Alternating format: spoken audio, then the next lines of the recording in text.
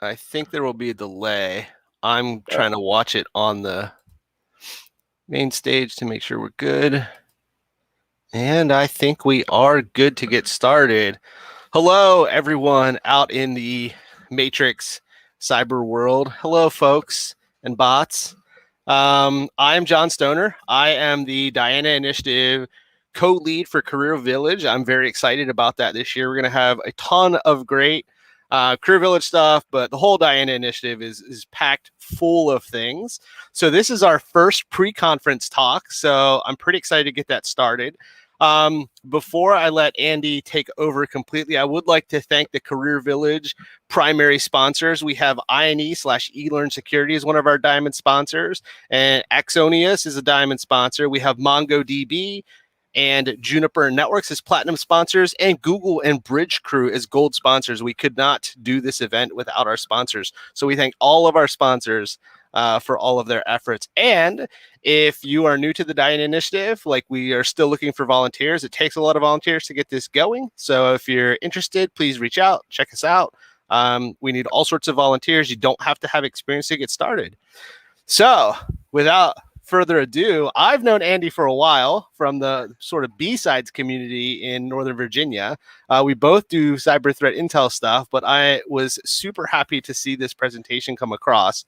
So I'm going to turn it over to Andy and remove myself from the stream and let you get started, and you can introduce yourself, Andy. Thank you for taking time out and joining us this evening. Yeah, awesome. Thanks, John. Thanks all the sponsors. Really excited to be a part of this.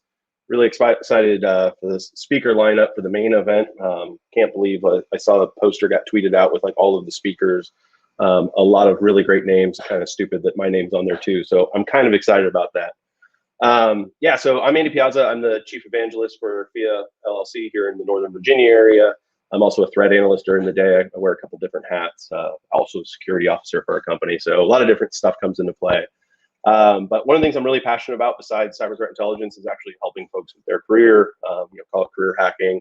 And this is something that I wanted to talk about a little bit more. Put together this idea. Thankfully, John was able to take a look at my slides and he got excited too. So I think we're on the right track. Sometime later tonight, early tomorrow morning, I am on vacation right now, so I don't know. I will post a blog that goes along with this. So there's some Excel formula stuff. If you don't catch it here, don't worry, it will be up on Medium. Killer Grizz, that's my handle on Twitter. KLRGRZ, it's Killer Grizz. Yeah, so don't worry, I'm trying to catch the Excel. If you're an Excel nerd like me and you want to get into the formulas, I will make it available. So yeah, mind the map, right? Leveraging mind maps and self-assessments to develop a personal training plan. We're gonna get into that. Already talked about me a little bit, but also a master's student with a SANS program. Got a whole bunch of certs going through there. Highly recommend continuous education, whether it's through an established program or through your own self-study, which is really something that I'm passionate about. Right, we have to kind of identify where we're going in our career and take ownership of our own career. You can have a great mentor. There are a lot of great mentors in the world, right? Follow the hashtag Cyber Mentoring Monday for a lot of great tips, but ultimately it's your career. Your supervisors will move on, you'll move on. So this is really about empowering you to take control of your career.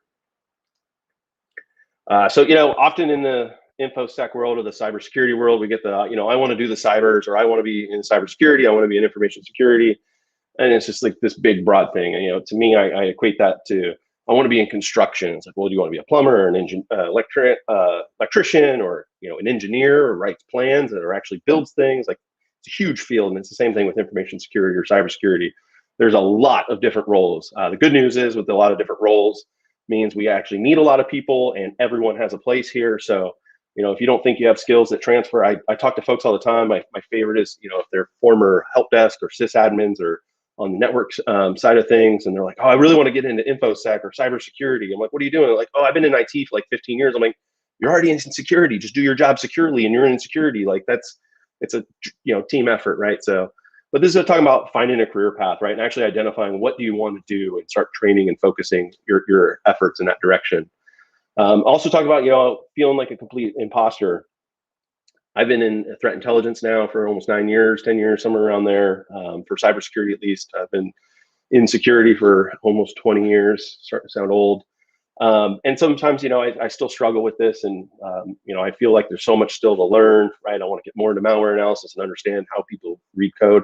And it's really easy to beat up on myself and say I'm not good enough to do this thing, and that's just not really an honest assessment. I am pretty skilled, right? You're probably fairly skilled, even if you're brand new to your career. You still bring experiences, right?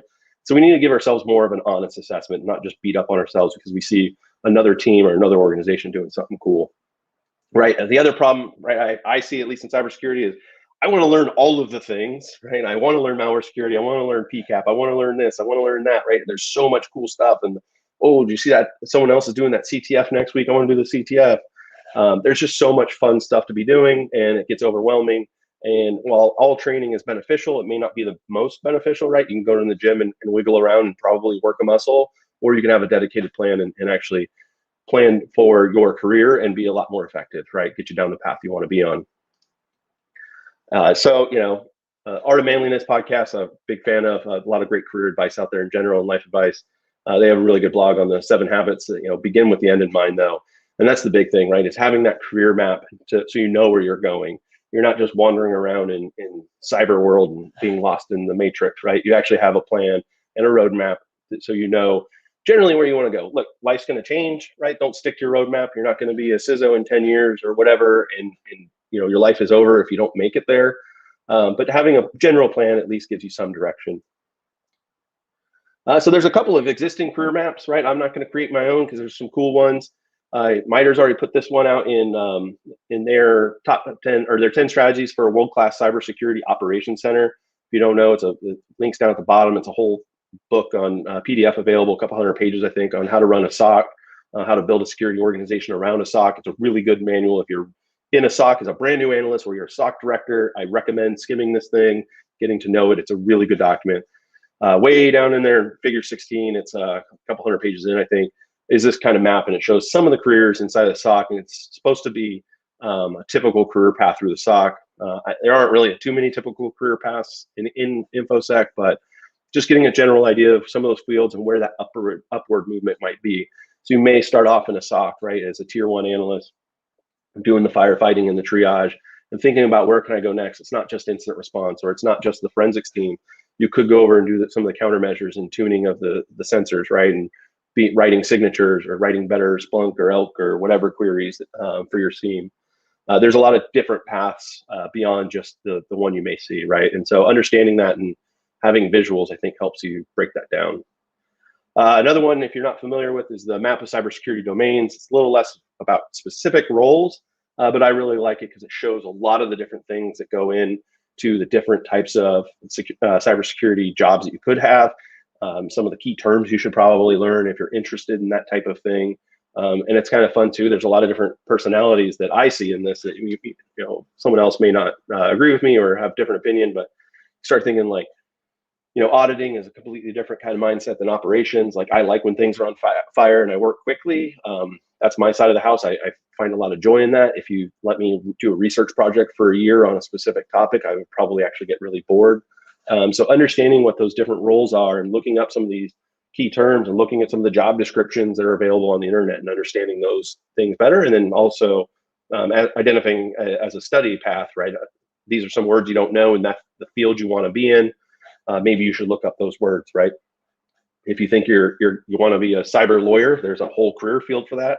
You should probably know what GDPR is and HIPAA and how to spell HIPAA properly. If you want to find it on Twitter, you should probably spell it incorrectly to find all the writing about HIPAA. That's how poorly everybody spells it, but that's kind of the things that you have to learn about, right? The same thing if you want to do risk assessments, understanding what vulnerability scans are, or some of those other words. There's just these mind maps, right? This is a good way to figure out the direction you think you want to go and start learning about what are those possibilities. It's a lot more than I want to be in cybersecurity. I want to be in cybersecurity and I want my focus to be this thing, right? So slowing yourself down and thinking through what some of these careers actually look like and what are some of the common things you should know about.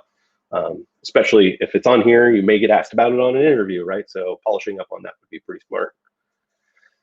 There's this other amazing, great thing called the NICE Framework, National Initiative for Cybersecurity about Education, Cybersecurity Workforce Framework under NIST. I really like it, the NICE Framework under NIST. It breaks out a whole bunch of different careers and roles and buckets them in a couple different categories. What I like about this is a bunch of government agencies kind of came together to put this together. And to me, it's a really good model to kind of see where you're at, and you can build a self-assessment around that. And that's really what the meat of what we're going to talk about today. And I'm going to show you is how I do a self-assessment. So I said earlier, I'm a threat analyst. So you're going to see if, the threat job demoed here, but you could do this with any career field under the NICE framework. You could even create your own if they're not under the NICE framework. In your mid career, you could probably identify some of the things that you should know and do based off of job descriptions for other companies for your level. Pull in some of those bullets and do the self-assessment. If you don't know too much about the career field you're interested in, I would start with the NICE framework because it is already available and it's there. And being brave. Am I going to be brave and do it live? No, I will not.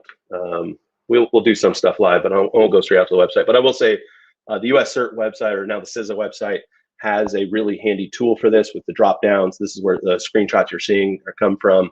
And you can drop down and you look at all the different roles. They break everything down in knowledge, skills, and abilities. So you'll hear me say the word KSAs.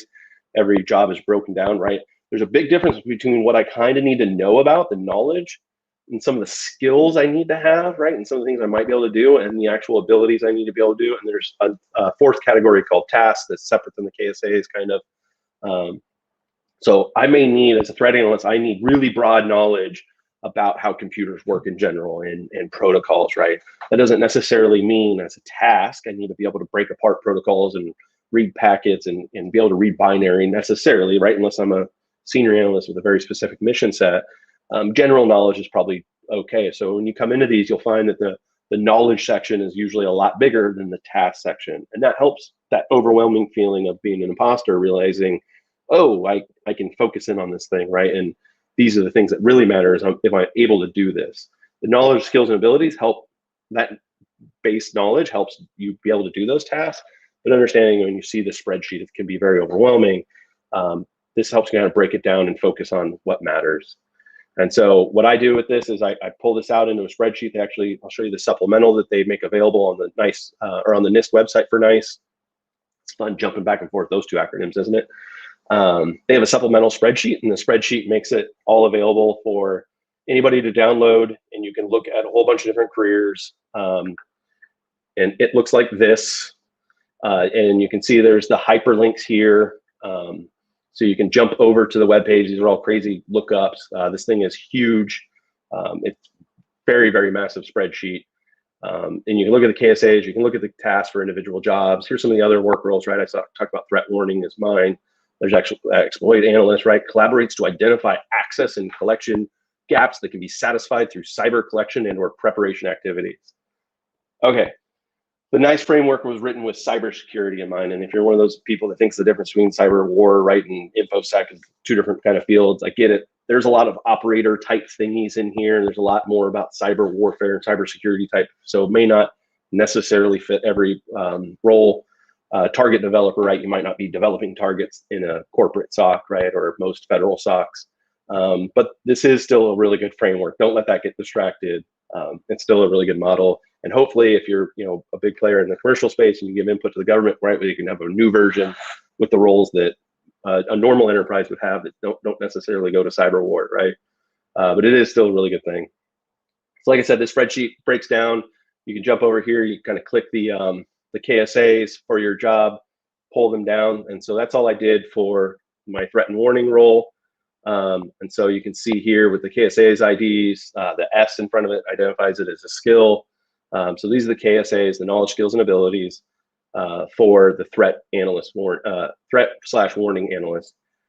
So skills in conducting research on the dark web, right? Skills in preparing and presenting briefings. If you want to be in threat intel, you got to be able to do briefings. So what I do is I go in and I copy all these out and I just paste them into another spreadsheet. It's really important you paste them as plain text, right? Because they're all formulas and lookups. So if you do that to another document, it gets it all screwy. So I copy these bad boys out and I do the same thing for the tasks. Once I've copied them into a new spreadsheet, I want to delete the rows that have like the actual column headers you see here with the ability scratched out. I want to delete that, and I'm going to between each section of the KSAs, there's going to be some blanks, and we want to delete those out so that we can just sort all the data together. So we clean that up, delete the extra blank lines and the title lines. We're going to also copy the tasks in the spreadsheet. And then once we delete all those out, we're able to sort stuff right by category. So we're actually going to add a couple of fields to help us do that, right? And this is just making a self-assessment spreadsheet. This is where I'm at right now, sorry. So I'm going to add a score column. I'm going to add a category column, right? And everything that starts with a K, I'm going to add the word knowledge. Anything that starts with an A, I'll add the word abilities. This just helps some of the nerd math later on that I talked about with the formulas. So we're going to add knowledge, skills, abilities, and tasks to the category field. And then, we're going to do the hard work. That takes about 5 minutes to do if you're good with Excel, 10 if you're not so good with Excel. Excel is, the second best solution to every problem. So get familiar with Excel. I don't care where your career is going. That should be your number one assessment. But once you create that spreadsheet for your role, I go through that and I give myself a 1 through 5 rating, right? 1 being like, okay, I've heard of this, but please don't ask me to explain it. I'd probably look stupid. Maybe not stupid, strong word. But all the way up to like 5, right? I'm kind of a big deal. Like, this is my jam. I can teach this. People know me for this thing. My teams come to me. They consider me the SME, and I teach them. Hopefully, most of your tasks or your KSAs are probably in the 3s. I can do this thing on my own, right? That's really where you want to be in your career, at least mid-career, right? I can do this stuff on my own. Average kind of score of a 3 with some 4s and 5s sprinkled in for the things that you really focused on, right? But just go through and give yourself an honest assessment. You're just doing this for yourself. It doesn't have anything to do with your supervisor, your bonus, or any of the crazy stuff, right? You're giving yourself a self-assessment with a 1 through 5. It's real simple, right? And just be honest, because it's going to help kind of drive your training plan. Hopefully that all makes sense, right? So we download the spreadsheet. They got the supplemental on the NIST website. I include the link in the slides. It'll be in my Medium blog later. Download the spreadsheet, copying out the KSAs and the tasks into a new spreadsheet. Add the score column, add the category column, fill in the categories for knowledge, skills, abilities, and tasks, and then do this self-assessment 1 through 5. Easy peasy. It's like 20 minutes worth of work. When you're done, right, you get to lean in and embrace the data. I'm a huge data nerd. One of my favorite quotes, and I always butcher the dude's name, so just Google it, is without data, you're just another person with an opinion. So I love data, right? Anybody who wants to come to me with an argument, like, come with data, we'll nerd out over it. Hopefully leave and walk down the hill and get coffee together afterwards as friends. But data prevents the tinfoil theory. So huge nerd, if you couldn't tell. So yeah. So first thing I want to do is I want to sort the scores, largest to smallest. I want to high five myself, right? I'm about to, kick myself in the rear and realize that I need to do some training. So before that, I want to celebrate my wins and I want to see my highest scores first. I want to take a look at these highest scores and I think about, can I write some bullets around these, right? If I've got some 4 or 5s, those are probably some things that should be on my resume. Those are some things that should be on my LinkedIn skills if you're maintaining a LinkedIn profile, right? So do your self-reflection on those and celebrate those wins and update your resume, update your LinkedIn. Those are cool things, right? Don't just beat yourself up using this data. Okay, and now we're gonna step it down. We'll sort it from smallest to largest. We want to identify like the 3 to 5 of your lowest scores. Those are the areas that you really want to focus on. So if you've got some 1s, it's okay, right? Like I said, the KSAs are huge. There's going to be a bunch of them. Don't beat yourself up. Get into the KSAs in your task 2, where your 1s are at, and start studying up on those, right? And that's where you want to focus on. And that's what we're going to develop a training plan around, right? So we're minding the gap. This is the gap in our skill sets. And if you're a bonus for bonus nerd stuff, I include these formulas. You can do your averages for each of the categories. You can do your highest score and lowest score for each of the categories. If you can't see that, again, don't worry. I'll include that in my blog later, so you can copy and paste the formulas directly in. This is something you can track over time as well, right? So if you want to keep those going, and you can say, I improved this much in 6 months, right? That's why formulas are important, right, to track these things. Like I said, celebrate the wins. We already kind of hit on that. I sorted it. Those are my 5s. I might write some resume bullets. So for example, I gave myself a 5. This is fake material because it's going to conflict with the next slide. Don't worry. Those aren't my real scores. I'm too embarrassed to show you my real ones. But so I gave myself a 5, right? Provide subject matter expertise and support to planning, developmental forums and working groups as appropriate. So that could translate into a bullet like, served as the threat intelligence subject matter expert for Microsoft 365 project security project supporting over 50,000 employees with cloud computing capabilities, right? Why did you give yourself that 5? Think about the projects that you supported in those roles and make sure that that is reflected on your resume. That's the idea. Hopefully that translated well. If not, beat me up on Twitter or LinkedIn. Happy to talk through that kind of stuff with folks. Identifying the gaps, right? So here's my low scores in my notional self-assessment. Ooh, I really need to work on this whole risk management thing. I'm not very good threat analyst if I don't know basic risk management processes. How do I assess them and mitigate them? Knowledge of specific operational impacts to cybersecurity lapses, right? If encryption breaks because the cert expires, what does that happen? Does that block the traffic, or does it open the traffic up to the whole internet plain text? What happens when basic things start failing? Basic knowledge of operations terminology, lexicon, host-based cybersecurity or security products, right? Talking about AV or endpoint detection and response, things that reduce exploitation and vulnerability stuff, right? Some of those host-based tools. Basic, TCP/IP stack, common networking routing protocols, analyzing large quantities of data, the cyber attack stages, basic of network security, knowledge of computer fundamentals. Again, kind of it says here, basic computer networks or components of networks. So it's kind of repetitive in there. NIST probably could have cleaned up and removed some duplications or some very, very similar comments in here, but give myself this assessment. Now I'm like, all right, I know where my gaps are. How the heck do I bring these things up? What is my self-study plan? Right? You can talk to a mentor. You can get out your Google Foo and start searching for things. Start looking for some of those key terms in there. And a little pro tip, if you just add the words exam objectives to your search, you'll mostly get to like CompTIA. They call their PDFs for each exam and exam objectives. There are plenty of other training providers, right, you can go to. Just using this as an example here. And you start searching some of those keywords with exam objectives or certification and stuff like that. And you're going to start finding test material that supports that, right? And I'm not saying you've got to go out and get certified. Obviously, certifications are huge in this career field, and it can help you get in the door, help you get that promotion in a lot of places. I'm very pro-cert.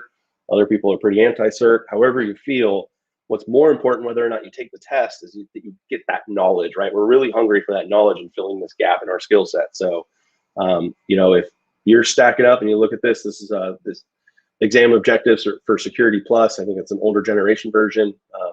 This one I found on the internet that didn't require me to put my information in to download the new version. So I may have cheated the system there, but sorry, CompTIA, you already got my contact info.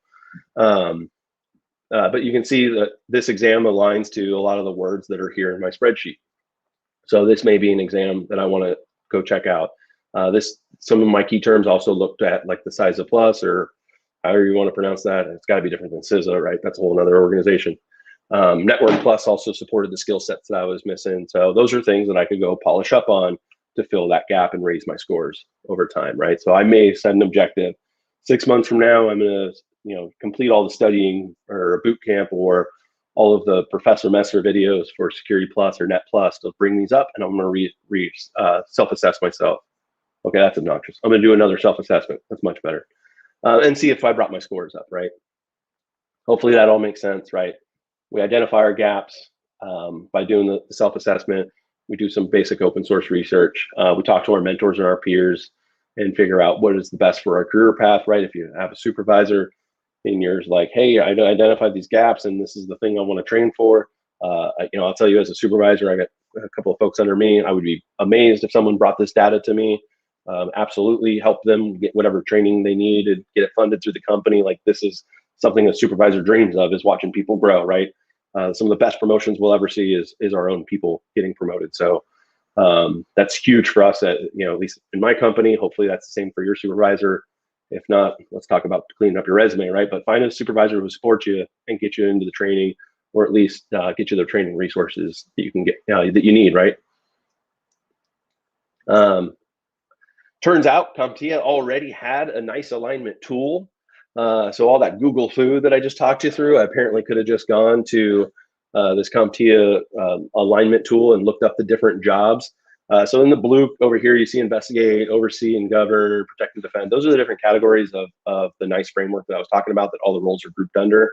So if you go to this link here at the bottom, or you just Google the CompTIA nice alignment tool. They have this whole list of actually resources for a bunch of different vendors of cybersecurity training, and they've already done this alignment, right? I still think it's important to do the personalized alignment, right? Because you do that self-assessment and identify where you need to focus on. You may not be caring about the cert. So instead of watching all of the Security Plus videos, I may just go into the network security protocols and stuff like that and work on the sections I need to, right? So don't drink the Kool-Aid and go for the full test if you don't need to. Go after the knowledge that you need, right? And of course, but wait, there's more. There's a whole bunch of other training providers, as I mentioned, that have done their alignment. And if you go out to the NIST page here, again, Google it and you can find it, or it'll be on my blog later. A whole bunch of these companies that provide training, different vendors, free and paid, do this alignment. One thing I didn't talk about earlier is the nice page that CISA hosts. When you look up the roles and see your KSAs, they actually have this towards the bottom too, the capability indicators. I really like this. This speaks to me. It's kind of something I'm familiar with. Being a former Army guy, we kind of had this for our career paths as well, where you needed certain ranks to have like your degree or training and stuff. So this breaks it down, just entry level, intermediate, and advanced. It's a bit duplicative. It could probably be a little bit tighter, but they wanted to write a broad framework that kind of helps with an entire industry. So it's not necessarily your career path specific or your industry specific. You maybe have to be a lot more competitive in an industry or a lot more broad in an industry. But I do like the fact, right, that it kind of talks about some of the things you should know, and the number of experience and whether or not a cert should be required, or how many hours of continuous learning you should do every year, kind of a thing, and what that should look like. And there's some more stuff under the capability indicators I didn't get in the screenshot, but that's kind of a cool area too, to kind of do a quick self-assessment and say, where am I at in my career? Do I kind of hit this intermediate phase, or do I really consider myself advanced? So that's a cool part of the tool I want to call out. Like I said, there's plenty of resources. YouTube is a resource, absolutely amazing. I would feel dumb if I didn't point to my buddy John. He's got amazing videos on his channel on Cyber Insight. He breaks down a lot of really fun topics. He's getting into the red side now, poking it and hacking, but he's originally a network engineer person, so he's got a lot of great study tips for Net Plus, Sec Plus. He gets into a bunch of different things. Also, just a really good guy here in Northern Virginia. So if you get a chance to see him around conferences, subscribe to his videos, give him a high five if you see him in person. Professor Messer is probably one of the best known people in the world when it comes to Security Plus and Network Plus training. Puts all of his videos out online. The one I will point you to, especially if you want to take the cert, is the monthly study guide courses, because they are the monthly study sessions. Professor Messer hosts, I think it's once a month, Net Plus and Security Plus, 2 different sessions where he goes through questions in a live session and records it. And what I like about that is he talks about the right and wrong answers, and not just like why it's right or why it's wrong, but literally goes through almost every one of the answers to each question. And that really helped like make the thing stick, other than just trying to memorize ports and protocols. It makes it just a little bit more real for me than just watching the video. So I would point you to those. Those are 2 resources I point to anybody getting into their career. Absolutely great. I did a talk last year, 2020, at B-Sides Nova for career hacking, and put out a bunch of different resources. So I just copied and pasted that slide over in here because I'm big into copy and paste. That's like I said, I'm a threat intel analyst. You got to be really good at Control-C, Control-V. There's a whole bunch of really good things, right? You can do that passive learning, that's just listening to stuff in the background, or you can do active, where you're listening and watching, and you're actually taking notes, or you're actually getting hands-on boxes. You can take something from passive to active very quickly. It doesn't just have to be passive, but a lot of great resources out there. I'm not going to read them all to you. The one I will add as well, if you don't know, I do have SANS webcasts on here. The other one I will say is the SANS Cyber Aces. If you Google that, you'll find their tutorials. They have hours of free videos of covering like the basic introduction, like security fundamentals, that they put out there for absolutely free. SANS puts out a lot of amazing, great resources in general, besides their actual training program. But this is literally hundreds of videos, and they're broken down in like 15 to 20-minute sections by topic. So you see your one score in TCP/IP protocol, go find that networking video and go check that out, right? That's a really great resource too. All right, I talked at like 100 miles an hour. right? We talked about I wanted to be a threat analyst. I found my career path. I'm not a complete imposter. I do know some things, but I obviously have some learning to do for my self-assessment. Now it's time for me to buckle down and do some real focus training on what I want to actually learn and level up my career. And then I can rinse and repeat that, whether that's every 6 months or every year or every 90 days if you're super aggressive. I would say at least once a year, I can do that self-assessment and say, how did I stack up? Did I hit my goals? Did I bring up my scores? And with that, I'll jump over to my beautiful Killer Grizz logo. And I will pause. I think John's going to jump back in and beat me up with some questions. Yeah, we definitely will probably have some questions here, Andy. I don't see questions on the stream anywhere. I think it's really interesting that you like the NICE framework as much as I like the NICE framework, but so many people don't seem to know about it. I don't know if it's like a DoD centric thing, but I think the KSAs are really important from the NICE framework, especially for junior folks. So the scoring model you talked to, I think, is pretty important. When did you first do those self-assessments? I was helping a friend, I believe. She was getting ready to make her transition in her career, and we were kind of doing it as a team assessment. We kind of wrote down some of the things that we did as a team, and that's what kind of made me start thinking about, how do we do this better as a self-assessment? And I think it was probably 2 years ago where I walked through and was like, I really got to sit down and do this. I mean, I did an assessment years ago when I started I'm in the SANS master's program now, I mentioned earlier. And I realized there's a lot on the technical side that I didn't know. And so I had a bunch of GI Bill left over, blessings of being in the Army was free college. So I used that for the SANS master's program. And so that path was already kind of set. Mm-hmm. Now that I'm finishing it up, I'm going to take it a lot more serious and fill in where my actual gaps are. But I still like to do the self-assessment, especially as I start to kind of feel burnt out in school, right? If you're midway through a school program, it's really easy to be like, this sucks, I don't think I'm going to finish it. And to see how my scores have increased through training, I'm like, whoa, dude, I'm actually a smart guy. Like, my friends won't tell me that, but I'm pretty intelligent sometimes. So, some of them probably would, but that's the imposter syndrome. We hear that a lot from a lot of junior folks, that they get overwhelmed. What would you say to somebody? What's some advice? Is somebody getting into cybersecurity, and other than the advice you gave today, what's like another piece of advice you would give somebody starting out? Definitely, besides, finding the career path and having a better idea of what they want to do. It's kind of cheesy at this point to say to get on Twitter and follow some of the smarter people, but following some of the smarter people on Twitter and figuring out who those folks are can be difficult. But I would say look for people that are putting out content on Medium or their personal blogs, or putting them out on YouTube. There are a lot of folks that contribute, and there's a lot of folks that work every day that don't ever contribute, right? That doesn't mean they're not an absolute rock star in InfoSec. I'm not saying that, but finding those people and learning from their content, I think, is huge, right? And engaging with them.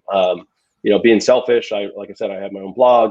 I love when people engage with stuff, and whether it's public in a chat or they DM me on Twitter, argue with me. I don't care. Like, content provider or creators want to have that conversation, right? Like, I don't want to scream into the abyss. I do that at work. That's why I write a blog. So just engage with those people that are actually putting out content, right? And ask them stuff, right? Don't ask them stuff you should have been able to Google. Probably Google some stupid questions first, right? There are no stupid questions unless you didn't ask Google first. Then it's a stupid question. But then engage them, right? And content creators, I find everybody loves talking about their stuff, and it might be 2 or 3 days before they respond.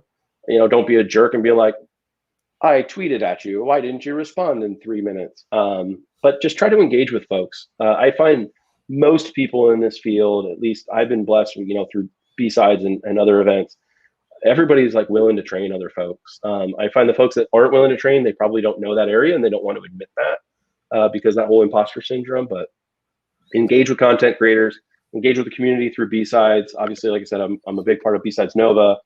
But get into your local B-sides. If you don't know what that is, the letter, I'm actually wearing my B-sides Nova shirt from this year, of course.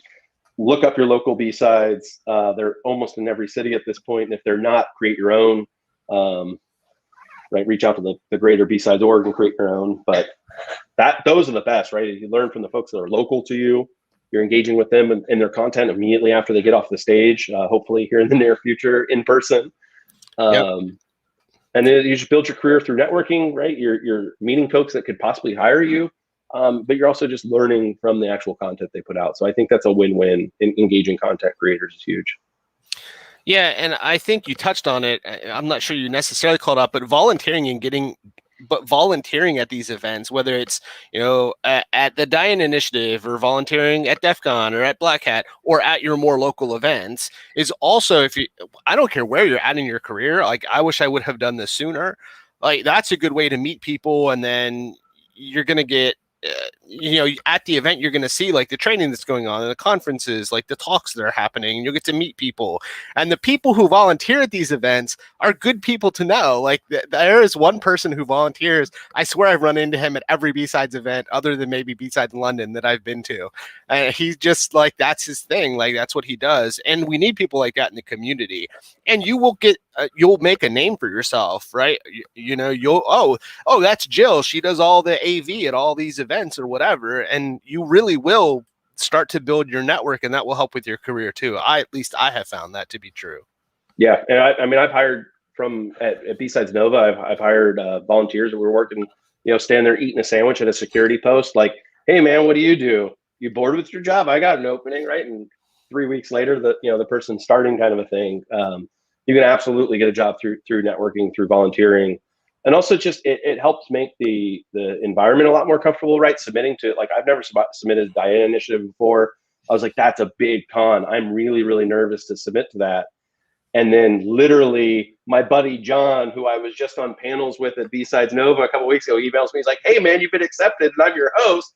Like that brought my anxiety down so much, right? Because of the previously networking and already having a relationship. So it hopefully made this talk better, and I wasn't, stumbling, bumbling idiot here. But just that having that relationship beforehand made the experience so much better for me. No, you were good. I think you only needed maybe one monster today, not three like the other event. I could keep asking you questions, Andy, but I think you do have to go. So we appreciate your time, especially since we're kicking off the 4th of July weekend / Canada Day. Got to have a shout out there for Canada Day as well. Or happy treasonous day, as the Brits always post. That's what I always retweet. I think that's hilarious. The colonies rebelled. So thank you so much, Andy. Any other parting thoughts before we let you go? No, just get involved. Get involved in the actual Diane Initiative. I believe I saw they tweeted out earlier they're still looking for volunteers. So there's still a role to play, right? Absolutely get involved. Thank you to all of the sponsors who made this possible and all of the people behind the Diane Initiative who made this possible. I do really appreciate it. All right. Thanks so much, Andy. I will talk with you again soon, I'm sure. Thanks so much. Thanks, man. And one last shout out. Yes, thank you to our sponsors. This is essentially kicking off the Diana Initiative this year. This was our first pre-conference talk. We are super excited to have Andy on. We have a number of other great career-focused talks at the Career Village. Plus, we're going to have plenty of unscripted Career Village, unconference talks, if you will, just like we did last year. So some of the talks that we do have scheduled is we have Cyber Puffs at 40 plus, navigating career changes at 40 plus by Diana Norez. We're going to have a seismic shift from executive assistant to security specialist by Lena Smart and Don Charles. We have Why Non-Technicals Matter by Vidya Murthy. We have Manifesting and Mastering the Art of Executive Presence by Jane Bishaka. I believe that is correct. I apologize if that is incorrect. And we also have soft skills in a hard world, why your innate strength should be a competitive advantage by Megan. And I'm not going to try to pronounce Megan's last name right now. So, and we have a lot of time in Career Village where we're going to have some unscripted, very honest talks. We covered all sorts of things last year. We have signups for volunteers to help us perform the mock interviews and the resume reviews. And we have slots. And you can get tickets as low as $5, and student and veteran tickets are available for free. So once again, thank you to Andy for your time today. Thank you to all of our sponsors. Next Friday, we're planning on another pre-conference. I'm not going to spoil it too much, so keep your eyes open on all of the communication from the Diana Initiative, and we are looking forward to seeing everybody on the 16th and 17th of July. Thank you.